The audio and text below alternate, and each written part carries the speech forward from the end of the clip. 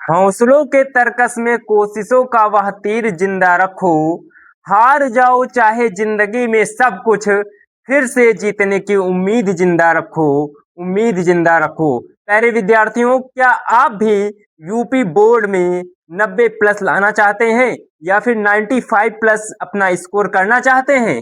तो प्यारे विद्यार्थियों, आपको यहाँ पे सारे सब्जेक्ट बहुत ही डिटेल में और बहुत ही अच्छी तरीके से कवर करने होंगे।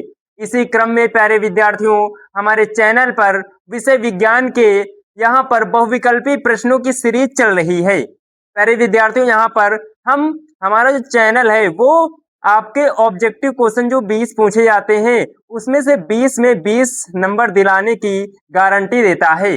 अगर आप डेली रेगुलर हमारी क्लासेस को अटेंड करते हैं तो यहाँ पर आपको जो भी सब्जेक्ट हैं सारे सब्जेक्ट्स के इंपॉर्टेंट जो आपके ऑब्जेक्टिव क्वेश्चन है, प्रीवियस ईयर क्वेश्चन है, जो प्रीवियस ईयर क्वेश्चन पूछे गए हैं वो सारे क्वेश्चन यहाँ पर सॉल्व कराए जाते हैं। एक सीरीज चल रही है, तो प्यारे विद्यार्थियों उस सीरीज को आप सभी लोग अवश्य अटेंड किया करें। तो यहाँ पर उसी सीरीज के अंतर्गत हम सभी लोग आज विषय विज्ञान के कुछ क्वेश्चंस को यहाँ पे ऑब्जेक्टिव क्वेश्चंस को कवर करने वाले हैं। तो प्यारे विद्यार्थियों, इस क्लास को स्टार्ट करते हैं।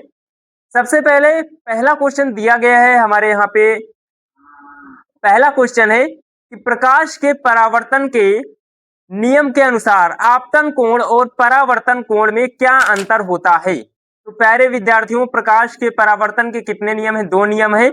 उसमें से प्रकाश के परावर्तन के नियम के अनुसार आपतन कोण को हम लोग लिखते हैं किससे प्यारे विद्यार्थियों? आई से लिखते हैं। और परावर्तन कोण को हम लोग किससे लिखते हैं प्यारे विद्यार्थियों? आर से लिखते हैं। इसमें संबंध क्या होता है अर्थात रिलेशन क्या होता है? तो प्यारे विद्यार्थियों, आपको हम बता दें कि आपतन कोण तथा परावर्तन कोण सदैव क्या होते हैं? एक दूसरे के बराबर होते हैं। ये आपका परावर्तन का द्वितीय नियम है, आप पढ़े होंगे। तो यहाँ पे हम लोग क्या कर देंगे शानदार तरीके से, दोनों कोण बराबर होते हैं, तो ये आपका हो जाएगा। अब उसके बाद सेकंड क्वेश्चन यहाँ पे हम लोग डिस्कस करते हैं प्यारे विद्यार्थियों। यहाँ पे सेकंड क्वेश्चन आपकी स्क्रीन पर दिख रहा है। तो यहाँ पर क्वेश्चन दिया गया है प्यारे विद्यार्थियों, अवतल दर्पण की फोकस दूरी एफ और वक्रता त्रिज्या आर में क्या संबंध है? आपको रिलेशन बताना है एफ और आर में क्या होता है। तो प्यारे विद्यार्थियों, आपको पता होगा, आपने रीडिंग किया होगा कि किसी भी गोली दर्पण की जो फोकस दूरी होती है, फोकस दूरी एफ स्मॉल एफ, वक्रता त्रिज्या आर की क्या होती है? आधी होती है। अर्थात वक्रता त्रिज्या को हम आधा करेंगे तो हमको क्या मिल जाएगी? फोकस दूरी। तो किसी भी गोली दर्पण की फोकस दूरी वक्रता त्रिज्या की आधी होती है। तो यहाँ पे इसमें से कौन सा ऑप्शन देखिए आप लोग, कौन सा ऑप्शन मैच कर रहा है प्यारे विद्यार्थियों? आपका ऑप्शन नंबर बी मैच कर रहा है। तो यहाँ पे हम लोग शानदार तरीके से क्या कर देंगे? Option number B. अब उसके बाद प्यारे विद्यार्थियों, अगला क्वेश्चन हम सभी लोग यहाँ पे डिस्कस करते हैं। क्वेश्चन नंबर 3 आपके यहाँ पे स्क्रीन पर शो हो रहा है। सबसे पहले दिया है, जब प्रकाश की किरण विरल माध्यम से सघन माध्यम में जाती है वह किस ओर मुड़ती है? प्यारे विद्यार्थियों, यहाँ पे प्रकाश के अपवर्तन से ये क्वेश्चन पूछा गया है। तो यहाँ पे आपको हम बता देते हैं, अगर आपको प्यारे विद्यार्थियों नहीं पता है तो प्रकाश का अपवर्तन क्या होता है प्यारे विद्यार्थियों? यहाँ पे देखिएगा, प्रकाश का अपवर्तन क्या होता है? प्रकाश के अपवर्तन में यदि कोई प्रकाश किरण एक माध्यम से, एक मान लो विरल माध्यम है ये आपका, और नीचे कौन सा माध्यम है? सघन माध्यम है। तो प्रकाश की किरण जब एक माध्यम से दूसरे माध्यम में क्या करती है? प्रवेश करती है, तो अपने मार्ग से क्या हो जाती है? विचलित हो जाती है। अपने देखो, ये सीधे जानी चाहिए थी प्रकाश किरण, लेकिन सीधे नहीं गई, ये अपने मार्ग से क्या हो गई? कुछ ना कुछ विचलित हो गई। तो इसकी चाल और दिशा क्या हो जाती है? बदल जाती है। तो यहाँ पे देखिएगा प्यारे विद्यार्थियों, जब प्रकाश किरण विरल माध्यम से सघन माध्यम में जाएगी तो यहाँ पर क्या होगी? अभिलंब की ओर झुकेगी। अभिलंब क्या होता है? जिस बिंदु पर, यहाँ पर क्या होता है, आप यहाँ पर जो प्रकार आपतित किरण होती है, जिस बिंदु पर आपतित होती है उसे हम लोग बोलते हैं क्या? आपतित किरण बोलते हैं प्यारे विद्यार्थियों। क्या बोलते हैं? आप यहाँ पर आपतित किरण बोलते हैं। अब उसके बाद ये आपका हो गया आपतन बिंदु हो गया। क्या हो गया प्यारे विद्यार्थियों? आपतन बिंदु हो गया। अब उसके बाद आपतन बिंदु पर हमने एक लंब खींच दिया, ये हो गया क्या? आपका अभिलंब हो गया। क्या हो गया प्यारे विद्यार्थियों? अभिलंब हो गया। अब उसके बाद ये जब विरल माध्यम से सघन माध्यम में प्रकाश किरण जा रही है तो यहाँ पर क्या होता है? इस बिंदु पर प्रकाश किरण क्या हो जाती है? यहाँ पे अभिलंब की ओर क्या हो जाती है? देखिए यहाँ पे झुक गई है। तो यहाँ पर आप क्या कर देंगे? इसमें आंसर क्या करेंगे यहाँ पे प्यारे विद्यार्थियों? जब प्रकाश की किरण विरल माध्यम से सघन माध्यम में जाती है तो वह क्या हो जाती है, अभिलंब की ओर क्या हो जाती है, मुड़ती है। तो यहाँ पर ऑप्शन नंबर आपने करेक्ट कर दिया है क्या, बी। अब उसके बाद अगला क्वेश्चन है प्यारे विद्यार्थियों, क्वेश्चन नंबर 4 दिया गया है कि उत्तल लेंस के मुख्य फोकस से गुजरने वाली प्रकाश किरण अपवर्तन के पश्चात कैसी हो जाती है। तो प्यारे विद्यार्थियों पहले आपको यहाँ पे बनाना आना चाहिए आपका उत्तल लेंस आपको दिया गया है, कह रहा है उत्तल लेंस के मुख्य फोकस से गुजरने वाली प्रकाश किरण। सबसे पहले मुख्य अक्ष बना लेते हैं, ये मान लिया क्या है, मुख्य फोकस से मान लो कोई भी प्रकाश किरण उत्तल लेंस के मुख्य फोकस से कहाँ पे, लेंस पे आपतित होती है। तो यह अपवर्तन के पश्चात क्या हो जाएगी, मुख्य अक्ष के समांतर हो जाती है। अपवर्तन के पश्चात मुख्य अक्ष के समांतर हो जाती है। देखिए यहाँ पे समांतर हो गई ना, तो इसका ऑप्शन कौन सा करेक्ट हो जाएगा प्यारे विद्यार्थियों, ऑप्शन नंबर ए हो जाएगा। तो यहाँ पे आपको समझ में आ रहा होगा प्यारे विद्यार्थियों। अगले क्वेश्चन पे हम लोग यहाँ पे चलते हैं। क्वेश्चन नंबर 5 में दिया गया है, दाढ़ी बनाने के लिए किस प्रकार के दर्पण का उपयोग किया जाता है। तो प्यारे विद्यार्थियों आपको पता होगा दाढ़ी, या फिर आपको यहीं पे एक क्वेश्चन और पूछता है कि हजामत बनाने के लिए, हजामत बनाने के लिए किस दर्पण का उपयोग किया जाता है। तो प्यारे विद्यार्थियों इसमें आपको याद रखना है कौन से दर्पण का हम लोग उपयोग करते हैं, अवतल दर्पण का उपयोग करते हैं। प्यारे विद्यार्थियों किस दर्पण का उपयोग करते हैं, अवतल दर्पण का उपयोग करते हैं। क्यों करते हैं, क्योंकि जब हम क्या करते हैं, हजामत बनाते हैं या फिर दाढ़ी बनाने के लिए जब हम दर्पण का उपयोग कर रहे होते हैं तो हमको अपने फेस का जो है सीधा, सबसे पहले तो सीधा प्रतिबिंब देखना है। प्यारे विद्यार्थियों सबसे पहले क्या देखना है, सीधा प्रतिबिंब देखना है, और साथ में बड़ा प्रतिबिंब, आपके जो चेहरा छोटा है उसका क्या बड़ा प्रतिबिंब क्या करना होता है, देखना होता है। तो यहाँ पे सीधा और बड़ा प्रतिबिंब किस दर्पण में बनता है, समतल दर्पण हमेशा बराबर आकार का प्रतिबिंब बनाता है। समतल दर्पण क्या करता है, समान आकार का प्रतिबिंब बनाता है, तो समतल दर्पण होगा नहीं। और उत्तल दर्पण जो आपका होता है, उत्तल दर्पण हमेशा क्या करता है, छोटा प्रतिबिंब बनाता है, ये भी नहीं होगा आपका। अगर हम लेते हैं अब अगला, यहाँ पे आपका है अवतल दर्पण, कौन सा है प्यारे विद्यार्थियों, अवतल दर्पण है। तो अवतल दर्पण क्या करता है, लास्ट कंडीशन जब वस्तु एफ व सी के बीच होती है, फोकस व कहाँ पे, ध्रुव के बीच होती है, एफ व सी के बीच होती है, तो उसका प्रतिबिंब क्या बनता है, सीधा बनता है और बड़ा बनता है, वस्तु से बड़ा बनता है। तो आपको यहाँ पे हम लोग क्या ले लेंगे, अवतल दर्पण। तो यहाँ पे आप करेक्ट कर दीजिएगा, यहाँ पे कौन सा ऑप्शन हो जाएगा, ऑप्शन नंबर सी, अवतल दर्पण।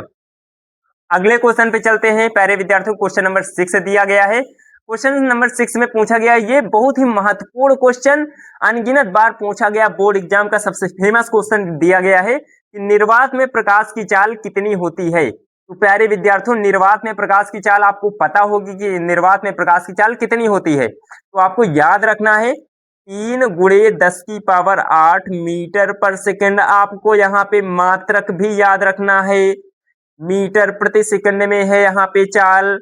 तो यहाँ पे आपको जो भी ऑप्शन यहाँ पे मिलेंगे, तो यहाँ पे 3 गुणे 10 की पावर 8 अगर आप टिक कर रहे हो तो उसके साथ में मात्रक जो है मीटर पर सेकंड ही होना चाहिए। उसमें कई सारे मात्रक आपको अलग अलग दे दिए जाएंगे। तो यहाँ पे ऑप्शन में देख लीजिए प्यारे विद्यार्थियों क्या दिया है, 3 गुणे 10 की पावर 8 यहाँ पे मीटर पर सेकंड, लेकिन यहाँ पर सेंटीमीटर पर सेकंड दिया था, तो आपको सेंटीमीटर पर सेकंड पे टिक नहीं करना है, आपको क्या करना है, मीटर पर सेकंड वाला ऑप्शन चूज करना है। तो ऑप्शन नंबर कौन सा करेक्ट हो जाएगा, 6 का ए हो जाएगा। अब उसके बाद अगला क्वेश्चन प्यारे विद्यार्थियों हम सभी लोग यहाँ पे देखते हैं, क्वेश्चन नंबर 7 दिया गया है, आपके यहाँ पे स्क्रीन पर शो हो रहा है। बोला गया है सामान्य दृष्टि के वयस्क के लिए स्पष्ट दर्शन की अल्पतम मतलब न्यूनतम दूरी होती है। स्पष्ट दृष्टि की न्यूनतम दूरी पूछा गया है प्यारे विद्यार्थियों आपका यहाँ पे सामान्य दृष्टि के लिए। तो आपको पता होगा कि स्पष्ट दृष्टि की न्यूनतम दूरी कितनी होती है, आपकी 25 सेंटीमीटर होती है। कितनी होती है प्यारे विद्यार्थियों, मात्र याद रखना कितना, 25 सेंटीमीटर। आप कितने सेंटीमीटर पर रखी वस्तु को स्पष्ट पढ़ सकते हैं या बुक को पढ़ सकते हैं, 25 सेंटीमीटर स्पष्ट दृष्टि की न्यूनतम दूरी है। तो यहाँ पर प्यारे विद्यार्थियों क्या हो जाएगा, 25 सेंटीमीटर हो जाएगा, ऑप्शन नंबर ए करेक्ट हो जाएगा यहाँ पे। अब उसके बाद अगला क्वेश्चन यहाँ पे, अगर यहाँ पे प्यारे विद्यार्थियों यही आपका क्या होता, मीटर में होता, किसमें होता, कभी कभी मीटर में दे देता है, आपका 25 सेंटीमीटर नहीं देता है। तो जब मीटर में देगा तो 0.25 क्या होगा, आपका मीटर ऑप्शन में दिया होगा, तो आपको ये टिक करना है फिर। अब उसके बाद अगला क्वेश्चन, क्वेश्चन नंबर 8 की ओर हम लोग चलते हैं। आपके ये सारे फेमस क्वेश्चन है, सारे प्रीवियस ईयर क्वेश्चन हमने यहाँ पे चूज करके आपके लिए ला रहे हैं। तो आप सभी लोग अगर हम यहाँ पे मेहनत कर रहे हैं तो आप सभी लोग भी मेहनत कीजिए और हमारे मेहनत को सपोर्ट कीजिए। वीडियो को अधिक से अधिक अपने दोस्तों तक शेयर कीजिए। यहाँ पे दिया गया है अभिनेत्र लेंस की फोकस दूरी में परिवर्तन किसके द्वारा होता है। तो प्यारे विद्यार्थियों, अभिनेत्र लेंस की जो फोकस दूरी होती है उसमें किसके द्वारा परिवर्तन होता है। मान लो ये आपका क्या है, मान लो हम थोड़ा सा यहाँ पे नेत्र के बारे में आपको बता देते हैं। यहाँ पे ये मान लो आपका क्या है, मानव नेत्र की क्या है, यहाँ पे थोड़ा सा मैं मानव नेत्र की संरचना थोड़ा सा यहाँ पे बना देता हूँ। ये आपका होता है नेत्र लेंस, और ये जो नेत्र लेंस होता है वो किस पे टिका होता है, पश्चिमाभी मांसपेशियों पर क्या होता है, टिका होता है। तो यहाँ पर जो आपका नेत्र लेंस होता है उसका जो आकार क्या छोटा या बड़ा करना, मतलब उसकी फोकस दूरी कम या अधिक करना, ये किसका काम होता है, पश्चिमाभी मांसपेशियों का कार्य होता है। इसको हम लोग इंग्लिश में बोलते हैं सिलियरी मसल्स बोलते हैं, पश्चिमाभी मांसपेशियां। तो यहाँ पे हम लोग ऑप्शन देखते हैं कौन कौन से ऑप्शन दिए गए हैं। फोकस दूरी में परिवर्तन किसके द्वारा होता है, दिया है यहाँ पे पश्चिमाभी मांसपेशियों द्वारा। तो इसका ऑप्शन हम लोग सी करेक्ट करेंगे, पश्चिमाभी मांसपेशियों द्वारा। क्वेश्चन नंबर 9 दिया गया है, उत्तल दर्पण का उपयोग किस रूप में किया जाता है।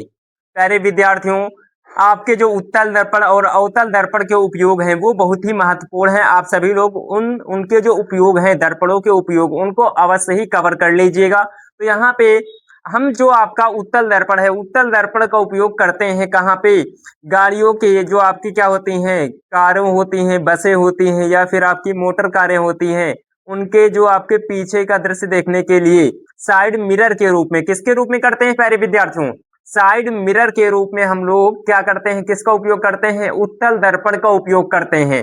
हजामती दर्पण के रूप में अवतल दर्पण का उपयोग करते हैं। अब उसके बाद टार्च के परावर्तक के रूप में अवतल दर्पण का उपयोग करते हैं।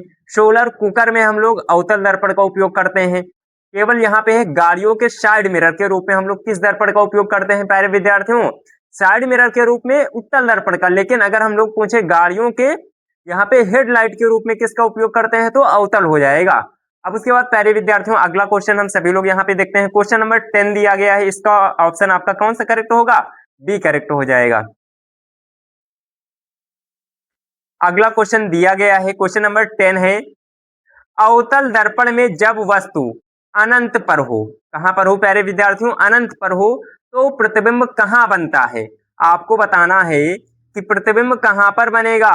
आपको पता होगा, एकदम आसान सा क्वेश्चन है कि जब वस्तु अनंत पर होती है, जब वस्तु कहां पे होती है, अनंत पर होती है, तो अनंत पर स्थित वस्तु का प्रतिबिंब कहां पे बनता है, आपका फोकस पर बनता है। तो मुख्य फोकस हो जाएगा। अगर फोकस पर होगा तो प्रतिबिंब कहां पे बनेगा, वस्तु फोकस पर है तो प्रतिबिंब अनंत पे, और अगर वस्तु अनंत पे है तो कहां पे, फोकस पर बनेगा। तो यहाँ पे आप कौन सा ऑप्शन सही करेंगे, यहाँ पे क्या कहां पे बनेगा, फोकस पर, मतलब कि ऑप्शन नंबर कौन सा करेक्ट होगा, ऑप्शन नंबर बी करेक्ट हो जाएगा। क्वेश्चन नंबर 11 देखते हैं। क्वेश्चन नंबर 11 आपके यहाँ पे दिया गया है, दंत चिकित्सक जिसको हम लोग डेंटिस्ट भी बोलते हैं, दांतों का बड़ा प्रतिबिंब देखने के लिए किस दर्पण का उपयोग करते हैं प्यारे विद्यार्थियों। तो आपको यहाँ पे पता होगा, हमने आपको बता दिया है, अवतल दर्पण और उत्तल दर्पण का उपयोग बहुत ही इंपॉर्टेंट है, ऑब्जेक्टिव क्वेश्चन पूछा ही जाता है, तो आपको इसको तैयार ही करना है। तो आपको यहाँ पे जो आपके दंत चिकित्सक होते हैं, दांतों के चिकित्सक होते हैं, वो दांतों का बड़ा प्रतिबिंब देखने के लिए, अभी हमने आपको थोड़ी देर पहले बताया है कि अगर किसी भी वस्तु का सीधा और बड़ा प्रतिबिंब देखना है,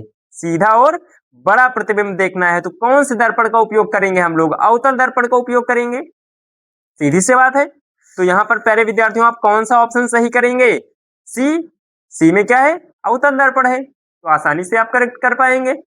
अब उसके बाद प्यारे विद्यार्थियों आपका 12 नंबर क्वेश्चन दिया गया है। क्वेश्चन नंबर 12 है आपका, गाड़ियों के साइड मिरर में बनने वाले प्रतिबिंब की प्रकृति क्या होती है। प्यारे विद्यार्थियों आपका जो गाड़ियों के साइड मिरर में कौन सा दर्पण लगा होता है, सबसे पहले आपको ये बताना है। पहले दर्पण पता होगा तो उसके प्रतिबिंब की प्रकृति तभी तो आप बता पाओगे। तो यहाँ पे सबसे पहले तो हम आपसे कहते हैं, गाड़ियों के साइड मिरर में जो है हम लोग किस दर्पण का उपयोग करते हैं, उत्तल दर्पण का उपयोग करते हैं। उत्तल दर्पण हमेशा प्रतिबिंब कैसा बनाता है, उसमें जो प्रतिबिंब बनता है उसकी प्रकृति क्या होती है, सबसे पहले तो आभासी होती है, आभासी सीधा होता है प्रतिबिंब। प्रतिबिंब कैसा होता है, आभासी सीधा। और उसके बाद क्या होता है, हमेशा छोटा प्रतिबिंब बनता है, वस्तु से छोटा प्रतिबिंब बनता है। तो आप मैच कर लीजिए, जहां पर आपका हो ऑप्शन सही कर लीजिए। तो यहाँ पर देखिए प्यारे विद्यार्थियों, आभासी सीधा तथा वस्तु से छोटा, आपका ऑप्शन नंबर बी करेक्ट है। अब उसके बाद अगले क्वेश्चन पे चलते हैं प्यारे विद्यार्थियों। क्वेश्चन नंबर 13 में बोला गया है, टार्च, सर्चलाइट और गाड़ियों की हेडलाइट में किस दर्पण का उपयोग किया जाता है। प्यारे विद्यार्थियों, आपको हमने अभी तुरंत थोड़ी देर पहले बताया हुआ है कि आपका टार्च हो या फिर सर्चलाइट। सर्चलाइट भी टार्च के आकार की होती है, लेकिन टार्च जो आपका सर्चलाइट होता है थोड़ा बड़े आकार में होती है। और उसके बाद यहाँ पे बोला गया है गाड़ियों की हेडलाइट। तो यहाँ पे टार्च हो चाहे सर्चलाइट हो, चाहे सर्चलाइट हो या फिर आपकी गाड़ी की क्या हो, हेडलाइट हो, सभी में हम सभी लोग किसका उपयोग करते हैं, अवतल दर्पण का ही उपयोग करते हैं। तो यहाँ पे आपका ऑप्शन क्या है, यहाँ पे क्यों करते हैं अवतल दर्पण, क्योंकि अवतल दर्पण क्या करता है, प्रकाश किरणों को क्या कर देता है, फोकसित कर देता है और बहुत दूर तक क्या करता है, यहाँ पे प्रकाश को भेज पाता है। तो इसीलिए हम सभी लोग अवतल दर्पण का उपयोग करते हैं। और इसमें ऑप्शन कौन सा सही हो जाएगा, ऑप्शन नंबर बी कौन सा है, अवतल दर्पण।